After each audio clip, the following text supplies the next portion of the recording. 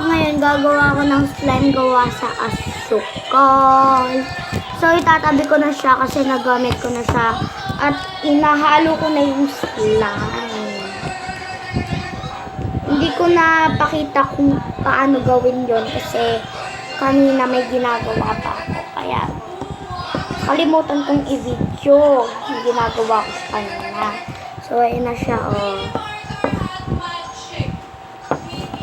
Una, isasabihin ko na lang sa inyo kung paano siya gawin. Una, clear glue. Clear glue. Una, clear glue siya dapat. Tapos, pangalawa, toothpaste.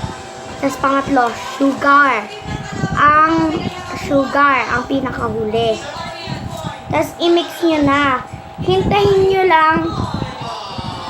nyo lang siyang maging floppy sa kamay nyo. Tapos doon nyo na malalaman kung slime na siya o hindi. Okay? Ito, tingnan nyo. Yan.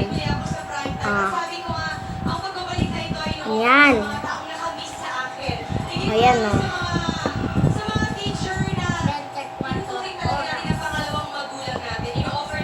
Yan. Ayan. Kita nyo na, ganyan yung slime. So, alam nyo na gawin. Kaya, magpapaalam na ako. Kasi may gagawin ako.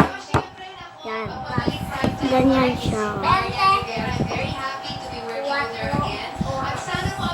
Yan. Yan yung slime. Tapos,